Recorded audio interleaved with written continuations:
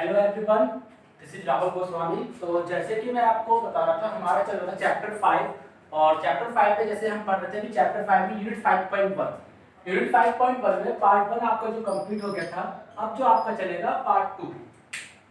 अब हम इसको कंटिन्यू करते हैं। जैसे पार्ट 1 में आपने देखा था कि मैंने आपको उसमें बताया था कि किस तरह से हम अपने प्रेजेंटेशन को कैसे देते हैं, क्या उसके हमने बताया था किस तरह से हमें व्यू देना चाहिए, किस तरह से उसको उसको इम्प्रेसिव बनाने की कोशिश करना चाहिए। तो प्रेजेंटेशन के लिए आपको पता है, क्योंकि किसी भी फील्ड में आप जब जॉब करते हैं तो आपको जब प्रेजेंट करना होता है किसी भी टॉपिक को, तो साथ साथ उसको विजुलाइज करना, डिस्प्ले करना किसी चीज़ों को, तो प्रेजेंटेशन को एक पर्सनल हम बोले तो उसको आपका इफेक्टिव वे माना जाता है, जिसमें आपका इम्पैक्ट अच्छा पड़ता है सामने वाले पर, और जो आपके प्रेजेंटेशन को भी देखता है वो भी इंटरेस्ट देता है। तो जैसे इसी को मैं कंटिन्यू करता हूं, जिसमें आपका प्रेजेंटेशन में ही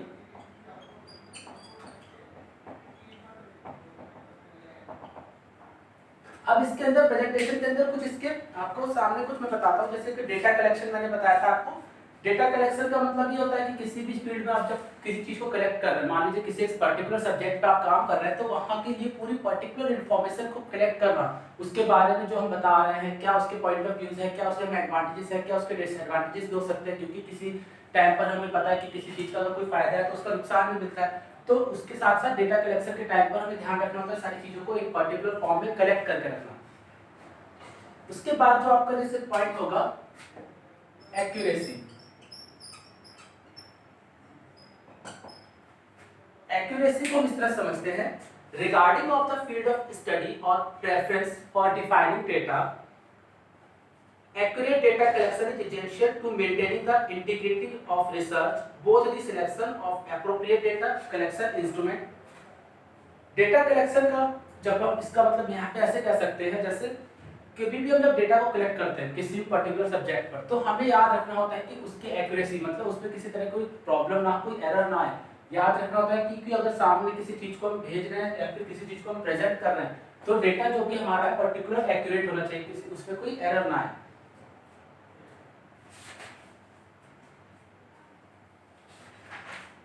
इम्प्रोवाइज योरसेल्फ,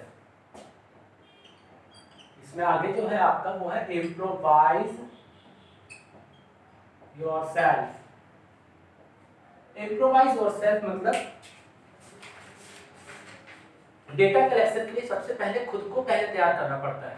इम्प्रोवाइज मतलब आपको पता है कि अगर आप किसी चीज को प्रेजेंट कर रहे हो, किसी भी डेटा को कलेक्ट कर रहे हो, तो सबसे पहले अपने आप को इम्प्रोवाइज करो, अपने आप के अंदर सुधार लाना जरूरी है। क्योंकि हम किसी चीज को जब प्रेजेंट करते हैं, मोस्ट इंपॉर्टेंट थिंग कि हमारे अपने आप पे कितना अपना फोकस है उस चीज को लेकर के, हम अपने आप को लेकर के कैसे हम उसको चीजों को प्रेजेंट कर रहे हैं, that is called improvise yourself. चाहे आप किसी भी पर्टिकुलर हम डेली रूटीन में बात करें, तो हम देखते हैं कि हम अपने आप के अंदर कितना इंप्रूव कर सकते हैं। पर डे हम अपनी चीज़ों को कैसे सुधार ला रहे हैं, किसी काम को करने के लिए पर्टिकुलर किसी चीज़ को प्लान करके चलते हैं, ये सब आपका इम्प्रोवाइज ही माना जाता है। अपने आप के अंदर कैसे हम इम्प्रूवमेंट लाते हैं।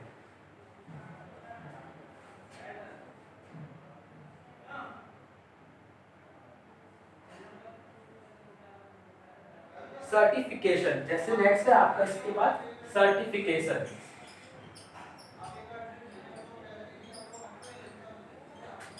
सर्टिफिकेशंस मतलब certification are the professional level qualification or internship certification from top rated companies. This makes you about entering into a definite field as per your eligibility। Certification एक प्रमाण पत्र होता है किसी चीज का भी, हमें पता है कि किसी भी चीज के लिए आपके पास उसका प्रमाण होना चाहिए, जो आपके प्रोफेशनल क्वालिफिकेशन या इंटर्नशिप प्रोग्राम का प्रमाण पत्र होता है। आप जब कभी अपनी स्टडी कंप्लीट करते हैं, तो आपको पता है उसका एक पर्टिकुलर सब्जेक्ट का आपको, या फिर किसी भी फील्ड में आप जब किसी चीज़ को कंप्लीट करते हैं तो आपको एक सर्टिफिकेट मिलता है एक टाइम पीरियड में, यानी कि आपको पता है कि मैंने इस चीज़ को कंप्लीट किया, मुझे एक सर्टिफिकेट मिला है। सर्टिफिकेट से ये होता है कि आपके पास उस चीज़ को करने का आपके पास प्रूफ मिला, यानी कि आपकी क्वालिफिकेशन क्या रही, क्या आपके एजुकेशनल स्किल्स रही। तो एक सर्टिफिकेट में जो आपको मिलती है सारी चीज़ें आपको अपडेटेड रहती है। नेक्स्ट है आपका इसी में आगे जो है डेवलपमेंट ऑफ इफेक्टिव बिहेवियर। अब जो पॉइंट है आपका नेक्स्ट पॉइंट, नया पॉइंट जो है आपका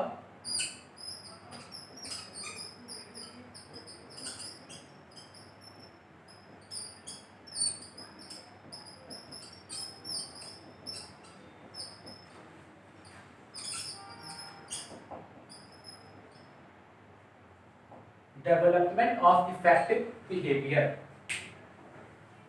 आपको अपने व्यावहारिक वार्तालाप में परिवर्तन करना चाहिए ताकि आप हर प्रकार के माहौल से आसानी से सर्वाइव कर सकें। क्योंकि ऐसा होता है कभी समटाइम्स कि हम क्या होते हैं किसी सिचुएशन में फंसे रहते हैं, स्ट्रक हो जाते हैं किसी चीज़ को लेकर के, प्रॉब्लम में आ जाते हैं, तो हमें अपने बिहेवियर को उस टाइम पर ऐसे पोलाइटली बिहेव करना चाहिए सामने वाले से ताकि हम उस चीज़ को सर्वाइव कर सकें या फिर सामने वाले भी आपकी चीज़ों को समझ सके। इससे क्या होता है कि आपका जो एक बिहेवियर का जो वे होता है या फिर आपका जो मैनर्स चलता है सामने वाले को भी उससे समझ में आता है और वो भी आपकी चीज़ों को समझने में किसी भी तरह की कोई प्रॉब्लम नहीं आती है। तो हम अपने बिहेवियर के बारे में कुछ यहाँ पे डेवलप कैसे कर सकते हैं, कुछ इफेक्टिव पॉइंट्स की बात करूँ तो जैसे कि discipline, soft skill, communication skill, 3 important point है। जैसे कि डिसिप्लिन, डिसिप्लिन मतलब अनुशासन वाली बात हो रही है। डिसिप्लिन में मतलब रहना, यानी कि आपको पता है कि किसी चीज़ को करने के लिए हमें पहले अनुशासन, अपने एक पर्टिकुलर टाइम पीरियड होना चाहिए कि कैसे मुझे इस चीज़ को लेकर के करना है, कैसे मुझे उसको एक काम को इतने टाइम पीरियड में कंप्लीट करना है। डिसिप्लिन हमारी लाइफ में इंपॉर्टेंट रोल प्ले करता है, चाहे वो डेली रूटीन से लेकर के पर्सनल या फिर प्रोफेशनल लाइफ की ही बात करूँ तो discipline play an important role in both field, सभी जगह पर इसका इंपॉर्टेंट रोल प्ले होता है। नेक्स्ट है आपका soft skill. It is the most attentive point about behaving effective in office और विद द क्लाइंट। अपने क्लाइंट, कोलीग्स या फिर आपके जो भी सीनियर हैं उनके साथ अपना बिहेवियर रखना, कैसे रखना, ये सब सॉफ्ट स्किल्स के पार्ट माने जाते हैं। सॉफ्ट स्किल्स के मैंने जैसे आपको बताया था कि आपकी बॉडी लैंग्वेज कैसे, किस तरह से अपने आप को चीज़ों को किस तरह से डेवलप कर रहे हैं, दैट इज आपका सॉफ्ट स्किल्स कैसा वर्क करता है, ये भी आपका पर्सनल आपकी डेवलपमेंट ऑफ इफेक्टिव बिहेवियर का ही पार्ट माना जाता है। नेक्स्ट है आपका कम्युनिकेशन स्किल। आप सपोज किसी से बात कर रहे हैं तो उस सामने वाले से जब आप बात करते हैं तो अपने कम्युनिकेशन कैसे बात कर रहे हैं, क्या आपकी लैंग्वेज कैसे यूज कर रहे हैं, सामने वाले के साथ ऐसा है कि आपका बिहेवियर किस तरह से, तो सब आपका कम्युनिकेशन ही बता देता है। कभी कभी हम जब क्या होता है अपने सीनियर से जब बात करते हैं तो हमें पता है माइंड में क्या कि किस तरह से अपने सामने वाले से बात करना है, कैसे मुझे लैंग्वेज का यूज करना है। तो आपका कम्युनिकेशन स्किल भी आपका जो पार्ट है इफेक्टिव बिहेवियर का ही पार्ट है, जिससे आपके बिहेवियर का भी डेवलपमेंट साथ साथ होता रहता है। तो जैसे ये सब आपका किस चीज़ का पार्ट माना जाएगा, ये हमारा माना जाएगा किस तरह से कि अपनी चीज़ों को कैसे डेवलप कर रहे हैं, कैसे अपने बिहेवियर को भी डेवलप कर रहे हैं, ये आपका सब किस में आएगा, आपका इफेक्टिव बिहेवियर के पॉइंट में। तो प्रेजेंटेशन से लेकर के मैंने जो अभी तक आपको बताया, जब हम प्रेजेंट करते हैं तो साथ साथ अपने बिहेवियर को भी इफेक्टिव बनाना चाहिए ताकि चीज़ों को समझने में आसानी हो।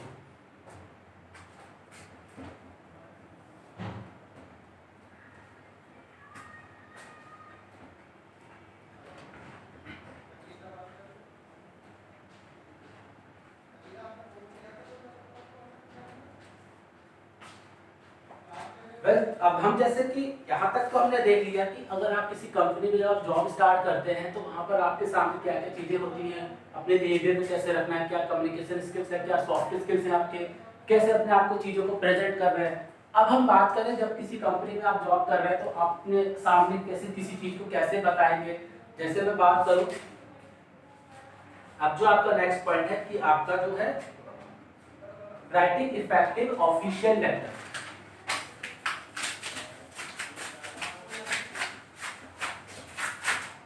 अब जो आपका टॉपिक चलेगा इस पार्ट में improvement, writing effective official letter.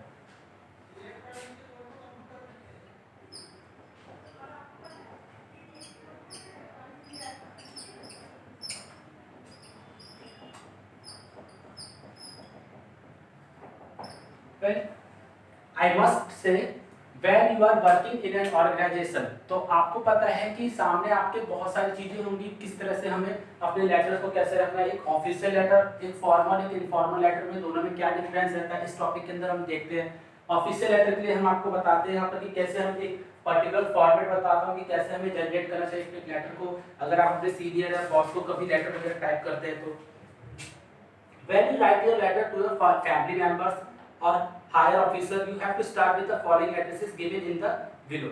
अब जैसे मैं यहाँ पे एक आपको सैंपल बना करके दिखाता हूँ, इसका फॉर्मेट कैसा होता है।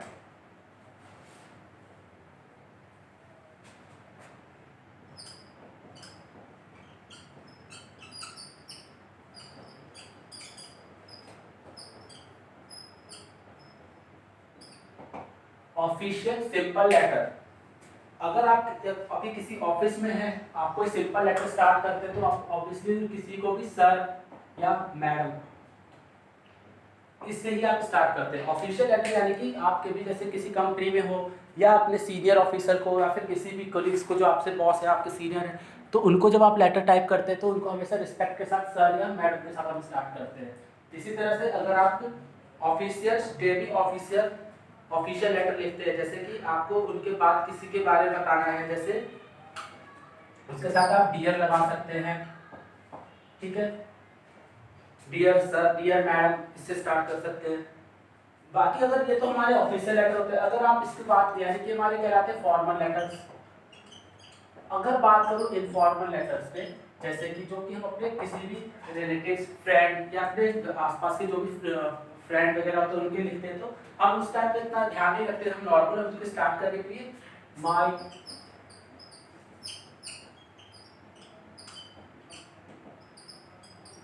हम simple my dear friend, my dear sister, my dear brother, तो हम उस टाइम पर इतना सिंपल स्टार्ट, क्योंकि इनफॉर्मल लेटर है तो हम इसको उस टाइम पर डियर सर, डियर मैडम ना करके my dear friend, my dear sister से स्टार्ट करते हैं। ये एक ऑफिशियल लेटर की स्टार्टिंग होती है, जैसे कि फॉर्मल या इनफॉर्मल लेटर है। फॉर्मल में नॉर्मल हम इस तरह चलते हैं और इनफॉर्मल में हम स्टार्ट लेटर कैसे करते हैं, माय डियर फ्रेंड से। अगर आप किसी सपोज आप अपने स्कूल के प्रिंसिपल वगैरह को जब लेटर लिखते हैं तो वहां पर हम लिखते हैं प्रिंसिपल को लिए हम लिखते हैं डियर सर या dear ma'am, dear sir, dear ma'am. इसी तरह से अगर आप लेटर लिखते हैं किसी भी ओल्डर पर्सन को,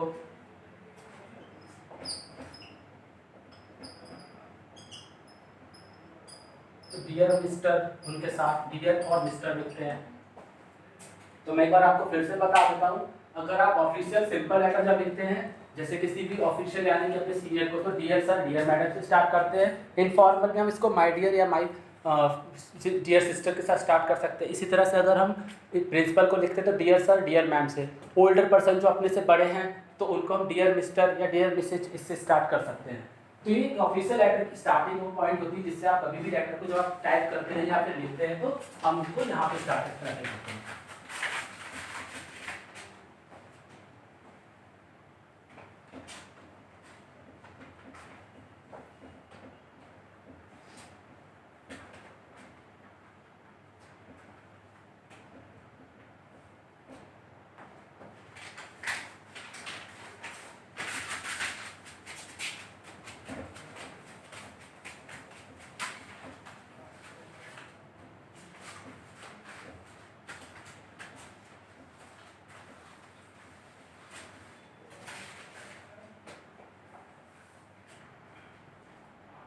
Letters to friend and close relation should be written in easy conversational style। यानी कि लेटर एक ऐसा माध्यम है जो किसी भी पहले जैसे हम अपने फ्रेंड या किसी भी रिलेटिव्स को लिखते हैं तो उसको स्टार्ट करने के लिए नॉर्मल सिंपल लैंग्वेज यूज करना चाहिए। A personal letter should have the same tone as a friendly chat, and as a general rule they should be upper, immediate and spontaneous compensation। After opening salutation, you have to put a colon or a comma, for example, dear sir, my dear sister, my dear brother, my dear father, etc। पत्र एक ऐसा intermediate है कह सकते हैं जो किसी भी सीमित लेकिन पहले से ज़्यादा ऑफिशियल लेवल पर प्रयोग होने वाला कम्युनिकेशन माध्यम है। पत्र लेखन का विवादन एवं लेखन प्रक्रिया भेजे जाने वाले व्यक्ति पर निर्भर करता है। जैसे आप एक पत्र किसी पारिवारिक सदस्य को भेज रहे हैं तो थोड़ा सा उस टाइम पर अपना फ्रेंड जोन में रख सकते हैं लैंग्वेज में। अपने ऑफिशियल लेटर से थोड़ा सा लेटर अलग होता है, लेकिन जब आप किसी ऑफिस लेटर पे या फिर किसी ऑफिसर अधिकारी को ऑफिसर को भेज रहे लेटर तो बिल्कुल भिन्न होगा। जैसे कि यहाँ पर मैं बता दूं आपको, अगर आप किसी, जैसे मैंने बताया था आपको पहले भी कि अगर आप ऑफिस में तो my dear sir, my dear start नहीं कर सकते उस टाइम पर। अगर आप अपने फ्रेंड लोग को लिखते तो माय डियर स्टार्ट कर सकते हैं, लेकिन यहाँ पर हम डियर सर या ऑनरेबल सर से स्टार्ट करते हैं। एप्लीकेशन फॉर जॉब, अगर अब मैं आपको जो बताने जा रहा हूँ जॉब एप्लीकेशन के लिए कैसे हम एक एप्लीकेशन को टाइप करते हैं, लेटर क्या होना चाहिए, किस तरह से हमारा पूरा फॉर्मेट होना चाहिए, क्या सैंपल में हम डालेंगे उसके अंदर, किस तरह से हम लेटर को सैंपलेट करेंगे, किसको हम भेजना चाहते हैं, स्टेप्स क्या रहते हैं उसके बेसिक बताता हूँ आपको मैं। तो अब जो हमारा रहेगा टॉपिक इसमें एप्लीकेशन फॉर जॉब।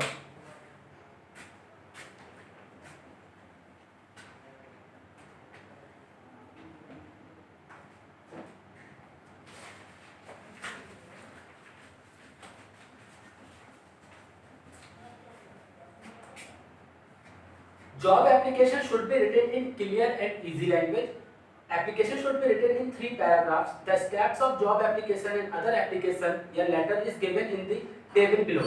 अब एक यहाँ पे टेबल बनाता हूँ मैं आपके लिए सामने, तो पता चलता है आपको।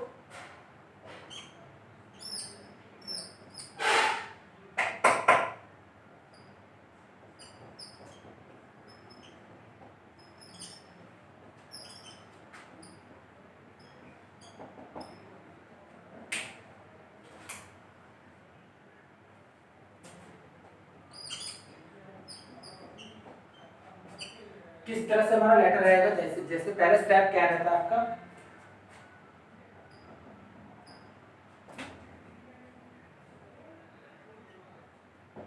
स्टेप 1। जैसे स्टेप 1 देख सकते हैं, सबसे पहले आपका आएगा name and address of employer, यानी कि यहाँ पर आएगा आपका name and address of employer. Step 1 में आप देख सकते हैं पहला हमारा पॉइंट रहेगा name and address of employer. Step 2 subject लिखेंगे पहले, इसमें सब्जेक्ट हो जाएगा हमारा स्टेप 2।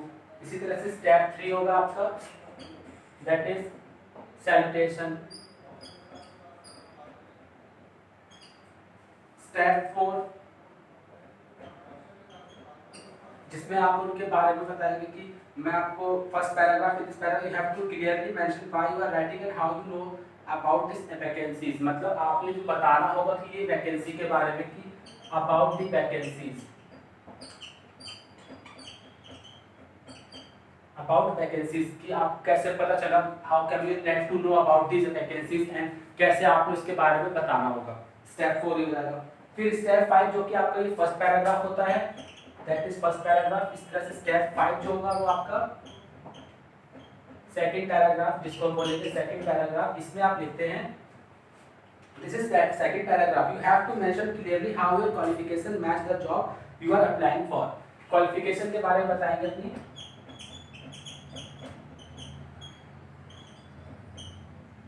इसमें आपका बेसिक क्वालिफिकेशन, मतलब आपने क्यों, आप जॉब किस लिए आपकी जॉब सूटेबल है, क्योंकि आपकी क्वालिफिकेशन क्या है और आप इस जॉब को किस लिए अप्लाई करना चाहते हैं।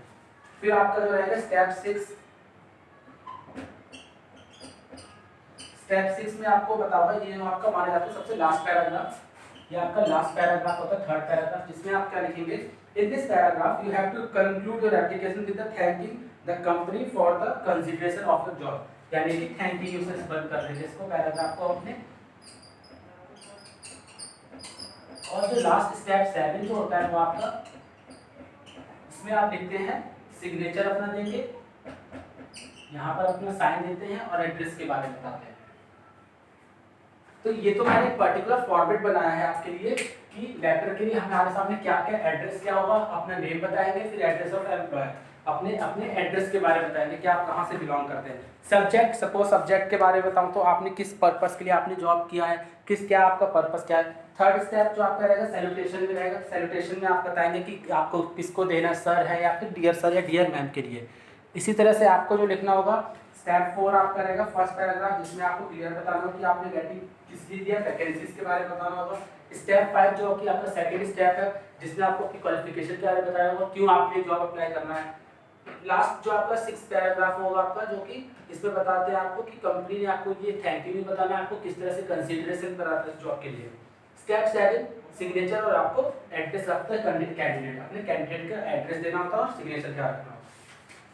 तो ये तो पर्टिकुलर अभी मैंने फॉर्मेट बताया है आपको। नेक्स्ट पार्ट में आपको बताऊंगा कि सबके साथ हमें क्या क्या ऐड करना है, क्या नेम रखना है, क्या एम्प्लॉयर का नाम रखना है, क्या एड्रेस होगा, सब्जेक्ट क्या पर्टिकुलर सब्जेक्ट पे लिखना है, किस तरह से उनको डियर सर डियर मैम लिखना है, वैकेंसीज के बारे में, क्वालिफिकेशन क्या है हमारी, तो ये सब आपका पर्टिकुलर बन जाएगा, मैं आपको बताता हूँ। उसके बाद आपको बताता हूँ कि रिज्यूमे कैसे तैयार किया जाता है, आपको मैं बताता हूँ पर्टिकुलर कंपनी में आप जब रिज्यूम देते हैं तो किस तरह से आपको पर्टिकुलर तैयार करना है, ठीक है। तो अभी जो हमारा था यूनिट 5 में पार्ट 2 एप्लीकेशन फॉर जॉब, इसके बारे में हमने बताया कि कैसे लेटर तैयार करते हैं। कंटिन्यू इसको आगे बता दूं, ठीक है। Thank you everyone.